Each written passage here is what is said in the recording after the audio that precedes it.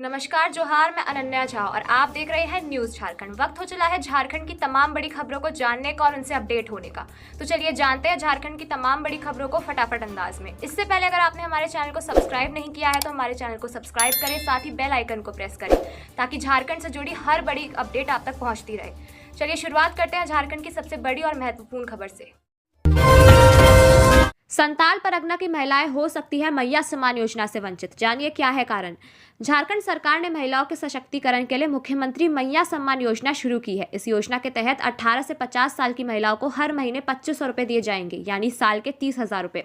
हालांकि ration card संबंधी दिक्कतों के चलते संथाल परगना समेत कई क्षेत्रों की महिलाएं योजना से वंचित हो सकती है। इस योजना का लाभ पाने के लिए राशन कार्ड होना अनिवार्य है, लेकिन नए राशन कार्ड नहीं बन रहे और पुराने कार्ड में परिवार ने नए सदस्यों का नाम नहीं जोड़ रखा है। इस वजह से बड़ी संख्या में महिलाएं योजना का लाभ लेने से वंचित रह सकती है। अगर स्थिति नहीं सुधरी तो इन महिलाओं को प्रतिवर्ष 30,000 रुपए का नुकसान होगा। खाद्य आपूर्ति विभाग के अनुसार राज्य में 41,000 नए राशन कार्ड बनाने के आवेदन लंबित हैं। इसके अलावा परिवार के नए सदस्यों का नाम जोड़ने के लिए करीब 9 लाख आवेदन डीएसओ लॉगिन में पेंडिंग है। झारखंड विधानसभा सत्र, सुरक्षा के पुख्ता इंतजाम, 4 आईपीएस 12 डीएसपी समेत 2000 जवान रहेंगे तैनात। झारखंड विधानसभा का सत्र सोमवार से शुरू हो रहा है, जो 12 दिसंबर तक चलेगा। इस दौरान सुरक्षा व्यवस्था में किसी तरह की चूक ना हो, इसको लेकर सुरक्षा के पुख्ता इंतजाम किए गए हैं।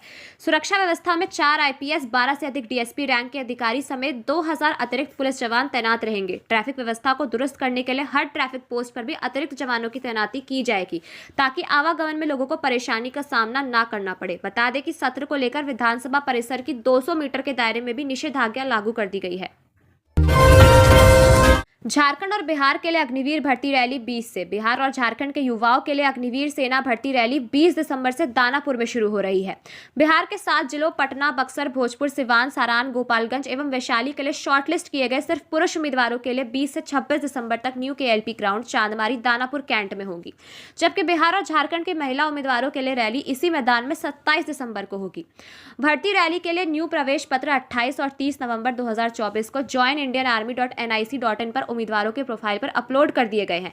अभ्यर्थियों को प्रवेश पत्र पर दी गई तिथि, समय और बताए गए स्थान पर अपनी उपस्थिति दर्ज करानी होगी। किसी भी उम्मीदवार को ऑनलाइन जनरेट किए गए प्रवेश पत्र के बिना अनुमति नहीं मिलेगी। विस्तृत जानकारी और अधिसूचना joinindianarmy.nic.in पर दी गई है। सभी अभ्यर्थियों को अपने दस्तावेज सत्यापन कराकर दिए गए निर्देश के अनुसार रैली स्थान में साथ लेकर आना होगा। सीएम ने पूर्व स्पीकर रविंद्रनाथ महतो के पिता के निधन पर जताया शोक। सीएम हेमंत सोरेन ने पूर्व स्पीकर रविंद्रनाथ महतो के पिता के निधन पर शोक जताया है। उन्होंने अपने सोशल मीडिया एक्स पर पोस्ट लिखा है कि झामुमो के वरिष्ठ नेता और नाला से विधायक रविंद्रनाथ महतो के पिता गोलक बिहारी महतो जी के निधन की दुखद सूचना मिली। मरांग बुरु दिवंगत आत्मा को शांति प्रदान करे, शोकाकुल परिवारजनों को दुख की विषम घड़ी सहन करने की शक्ति और साहस दे। झारखंड के 10 जिले में बारिश के आसार, साइक्लोनिक सर्कुलेशन का दिखेगा असर, तापमान गिरने से बढ़ेगी कनकनी। झारखंड के मौसम का मिजाज आज से बदल गया है। 9 और 10 दिसंबर को राज्य के अलग अलग हिस्सों में हल्के से मध्यम दर्जे की बारिश होने की संभावना जताई गई है। राज्य के कई जिलों में मेघ गर्जन भी हो सकता है। 9 और 10 दिसंबर को हल्की बारिश हो सकती है। वहीं आज भी राज्य के पश्चिमी और मध्य हिस्से में बारिश हो सकता है। मेघ गर्जन और वज्रपात भी हो सकता है। 9 दिसंबर को राज्य के उत्तर पश्चिम हिस्से को छोड़कर शेष हिस्सों में बारिश होने की संभावना है। मौसम केंद्र रांची के निर्देशक अभिषेक आनंद के मुताबिक पश्चिमी विक्षोभ से साइक्लोनिक सर्कुलेशन बन रहा है। यह बंगाल की खाड़ी से नमी लेकर आ रहा है। इससे दिन के तापमान में 2 से 3 डिग्री सेल्सियस गिरावट आ सकती है। न्यूनतम तापमान चढ़ा सकता है। 10 दिसंबर को भी राज्य के संथाल परगना और अन्य हिस्सों में हल्की बारिश हो सकती है। गढ़वा से गुजरात जा रहे मजदूरों से भरा ऑटो रिक्शा पलटा, एक की मौत, कई घायल। गढ़वा जिले के मंजियाओ थाना क्षेत्र में एक ऑटो अनियंत्रित होकर पलट गया, जिसमें एक व्यक्ति की दर्दनाक मौत हो गई, जबकि कुछ लोग घायल हो गए। घटना की सूचना पाकर पुलिस मौके पर पहुंची, शव को पोस्टमार्टम के लिए भेज दिया। मृतक की पहचान उमेश रजवार के रूप में हुई है। बताया जा रहा है कि सभी मजदूर काम की तलाश में गुजरात जा रहे थे। इधर घटना की सूचना मिलते ही सदर अस्पताल में ग्रामीणों की भीड़ उमड़ पड़ी है। ग्रामीण हमीद खान ने बताया कि सभी मजदूर थे और काम की तलाश में गुजरात जा रहे थे। मृतक के पिता ने बताया कि मेरा बेटा कमाने के लिए बाहर जा रहा था, लेकिन रास्ते में ऑटो पलट जाने से उसकी मौत हो गई। इस ऑटो में कुल 12 मजदूर सवार थे, जिसमें कुछ लोगों की हल्की चोटें भी आई है। केंद्रीय मंत्री संजय सेठ से रंगदारी मांगने के मामले में पुलिस ने रांची के 2 संदिग्धों को लिया हिरासत में। केंद्रीय रक्षा मंत्री और सांसद संजय सेठ से 50 लाख की रंगदारी मांगने के मामले में रांची और दिल्ली पुलिस ने जांच तेज कर दी है। पुलिस ने रांची के काके इलाके से 2 संदिग्धों को हिरासत में लिया है। इनसे धमकी से जुड़े पहलू पर पूछताछ की जा रही है। प्रारंभिक जांच में पुलिस को कुछ अहम सुराग मिले हैं। झारखंड एटीएस, रांची पुलिस और दिल्ली पुलिस की टीमें इस मामले की हर एंगल से जांच कर रही है। झारखंड के डीजीपी अनुराग गुप्ता ने बताया कि फिलहाल मामले की जांच जारी है और जल्द ही पूरी सच्चाई सामने लाई जाएगी। बता दें कि केंद्रीय मंत्री संजय सेठ को धमकी भरा संदेश मिला था। इसमें 50 लाख रुपए की मांग की गई थी। पैसा नहीं देने पर जान से मारने की धमकी दी गई थी। इसके बाद संजय सेठ से दिल्ली पुलिस को इसकी जानकारी दी। दिल्ली के डीएसपी ने तुरंत मामले की जांच शुरू की। एक्शन मोड में सीएम हेमंत सोरेन राज्य के 8 पीएसयू को 30% डिविडेंड देने का दिया निर्देश। झारखंड में कार्यरत 8 पब्लिक सेक्टर अंडरटेकिंग्स ने अपने गठन के बाद से अब तक राज्य सरकार को लाभांश नहीं दिया है। इसमें पर्यटन, खनिज विकास, शहरी परिवहन, मेडिकल इंफ्रास्ट्रक्चर, बिजली, कृषि, वन और फिल्म उद्योग से जुड़े पीएसयू शामिल है। राज्य सरकार ने अब इस पर सख्त कार्रवाई शुरू कर दी है। राज्य सरकार ने निर्देश दिया है कि ये पीएसयू अपने लाभ का अधिकतम 30% हिस्सा डिविडेंड के रूप में सरकार को दे। हालांकि Jharkhand state mineral development corporation limited ने डिविडेंड की घोषणा की थी, लेकिन 15 करोड़ रुपए का भुगतान नहीं किया है। बांग्लादेश में सनातनियों पर हो रहे अत्याचार के खिलाफ सर्व सनातन समाज का प्रदर्शन कल। बांग्लादेश में हिंदुओं की हो रही हत्याएं और संतों की गिरफ्तारी के विरोध में सोमवार को सर्व सनातन समाज गिरिडीह के बैनर तले शहर के जेपी चौक पर विशाल धरना प्रदर्शन किया जाएगा। रविवार को धरना प्रदर्शन को लेकर तैयारी पर चर्चा की गई। इस बाबत शिव पूजन कुमार, अनूप यादव, अनिल चंद्रवंशी, मुकेश रंजन, शिव गौरव पांडे, संतोष खत्री, आशीष रजक, संजीत सिंह, रितेश पांडे आदि ने बताया कि बांग्लादेश में तख्ता पलट के बाद लगातार हिंदुओं की हत्याएं हो रही है। हिंदू समाज की महिलाओं के साथ दुष्कर्म की घटनाओं की खबरें आ रही है। इन घटनाओं का विरोध कर रहे इस्कॉन के संत को बांग्लादेश सरकार द्वारा जेल में डाल दिया गया है। मंदिर मठ पर लगातार हमले हो रहे हैं। इन्हीं सब मुद्दों के विरोध में कल धरना प्रदर्शन किया जाएगा। लोग तीर धनुष लेकर उतरे, एक उग्रवादी को मार गिराया। उग्रवादियों के खिलाफ सबसे बड़ा जन आंदोलन, 100 गांव के लोग हुए एक्टिव। झारखंड में ग्रामीणों ने पीएलएफआई उग्रवादियों के खिलाफ सबसे बड़ा जन आंदोलन छेड़ दिया है। पश्चिमी सिंहभूम जिले के गुदड़ी गोइलकेरा इलाके में 100 गांव के 15,000 से ज्यादा ग्रामीण तीर धनुष, तलवार और पारंपरिक हथियार के साथ सड़क पर उतर गए हैं। वे 4 दिन से इन इलाकों में पहाड़ी के 40 किलोमीटर दायरे में ऑपरेशन सेंद्रा चला रहे हैं। इस क्रम में ग्रामीणों ने पीएलएफआई के ग्रुप लीडर मेटा टाइगर को तीर से मार गिराया है। मेटा टाइगर पूर्व उग्रवादी शनिचर सुरीन का भतीजा था। ग्रामीण 5 अन्य उग्रवादियों की भी तलाश कर रहे हैं। हालांकि इनमें 4 के मारे जाने की चर्चा है, लेकिन कोई पुष्टि नहीं कर रहा है। ग्रामीणों के इस आंदोलन को देखते हुए 3 थानों की पुलिस सेरेंगदा में कैंप कर रही है। इधर शनिवार को सेरेंगदा बाजार बंद रहा। बीजेपी के नवनिर्वाचित विधायकों की आज होगी बैठक। इससे पहले प्रदेश स्तरीय सदस्यता कार्यशाला आयोजित। बीजेपी प्रदेश कार्यालय में आज शाम 7 बजे नवनिर्वाचित विधायकों की बैठक होने वाली है। इस बैठक में 9 दिसंबर से शुरू हो रहे विधानसभा सत्र को लेकर रणनीति पर चर्चा होगी। इस बैठक में विधायक दल के नेता के चयन पर भी विचार किया जा सकता है, लेकिन इससे पहले आज सुबह 11 बजे बीजेपी ने प्रदेश स्तरीय सदस्यता अभियान कार्यशाला आयोजित की। यह कार्यशाला नगड़ी के स्वर्ण रेखा बैंकेट हॉल में हुई। इस कार्यशाला की अध्यक्षता बीजेपी प्रदेश अध्यक्ष बाबूलाल मरांडी ने की। रांची वासियों के लिए इस साल न्यू ईयर मस्ती थाईलैंड में। इस बार से रांची के लोग नव वर्ष का जश्न थाईलैंड जाकर मना सकेंगे। इंडिगो एयरलाइंस इसके लिए रांची के पर्यटकों को आकर्षित करने के लिए कनेक्टिंग विमान शुरू करने जा रहा है। यह कनेक्टिंग सेवा रांची से थाईलैंड वाया कोलकाता से होगी। कोलकाता से फुकेट के लिए विमान 27 दिसंबर से उड़ान भरेगा। इसके लिए सुबह और रात को कोलकाता, रांची, कोलकाता की विमान सेवा से कनेक्टिंग सेवा उपलब्ध कराई जाएगी।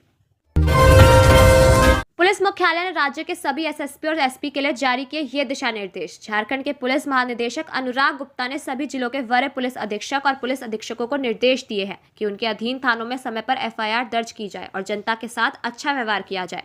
उन्होंने आम जनता के प्रति पुलिस कर्मियों के व्यवहार में सुधार लाने के लिए दिशा निर्देश जारी किए हैं।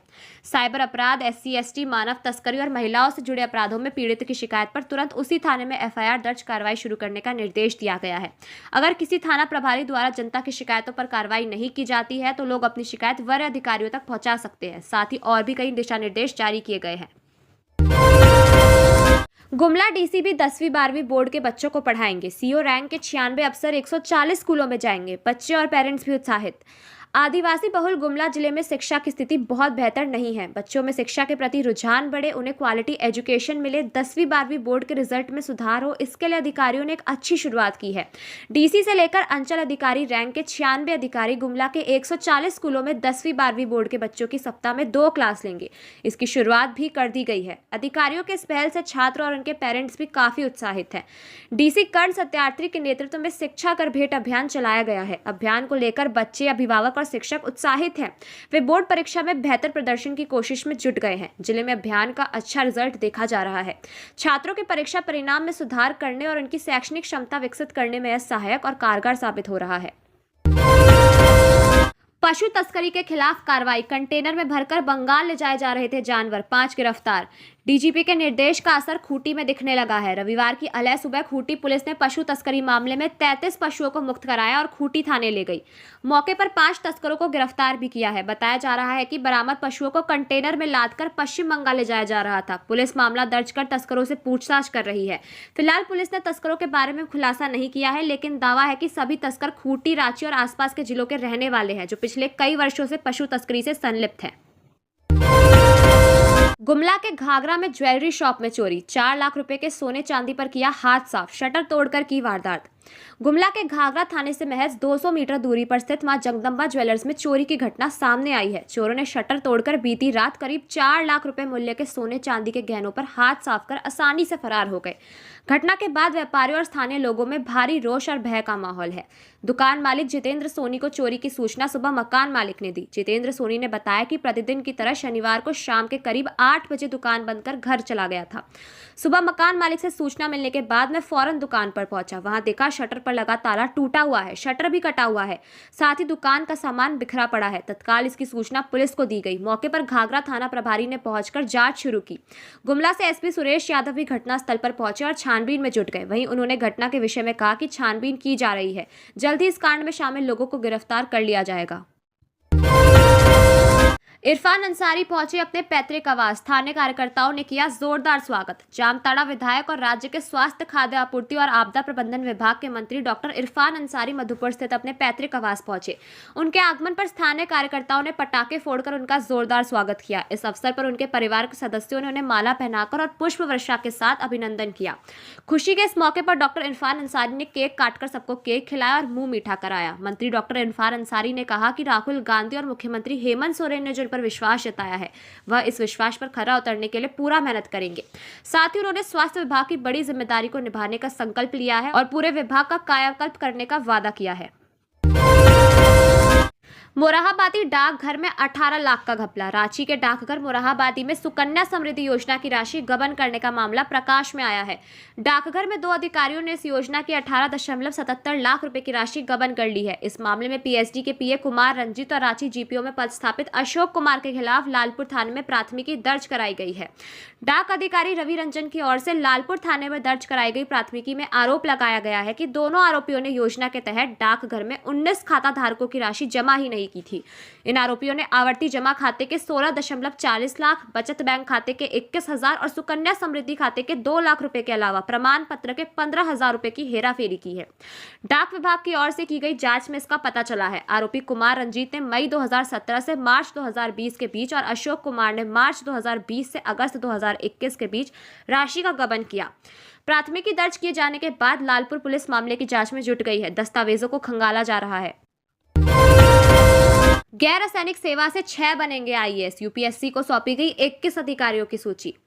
गैर रसैनिक सेवा से 21 अधिकारियों के नाम आईएएस के लिए यूपीएससी को दे दिया गया है। राज्य सरकार के निर्देश के बाद कार्मिक विभाग के अधिकारियों ने नई दिल्ली जाकर अफसरों की सूची यूपीएससी को सौंपी है। इनमें स्वास्थ्य विभाग, पीडब्ल्यूडी, योजना विकास सहित अन्य विभागों के अधिकारियों के नाम है, जिन्होंने आईएएस में सेवा देने के लिए आवेदन दिया था। हालांकि पूर्व में भी इनके नाम यूपीएससी को भेजे गए थे, लेकिन कुछ बिंदुओं पर आपत्ति किए जाने के बाद मामला लटका हुआ था, जिसे अब दूर कर दिया गया है। बता दें कि गैर रसैनिक सेवा यानी झारखंड प्रशासनिक सेवा को छोड़कर दूसरी सेवाओं में आईएएस बनने के लिए 6 रिक्तियां झारखंड को मिली थी।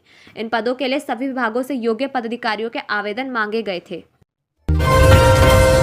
सीएम से 150 गुना अधिक बढ़ी उनके विधायक की संपत्ति। जेएमएम कांग्रेस के 31 विधायकों की संपत्ति 200% तक बढ़ी, सिर्फ 2 की घटी।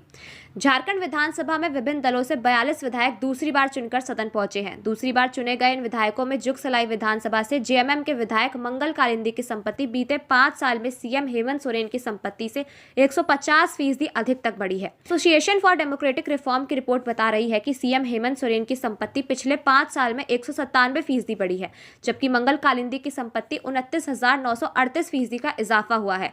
जहां साल 2019 में हेमंत सोरेन के पास 8 करोड़ से अधिक की संपत्ति थी, वहीं 2024 में 25 करोड़ से अधिक हो गई। वहीं मंगल कालिंदी की साल 2019 में कुल संपत्ति 30,000 रुपए थी, जो साल 2024 में 89,81,330 हो गई।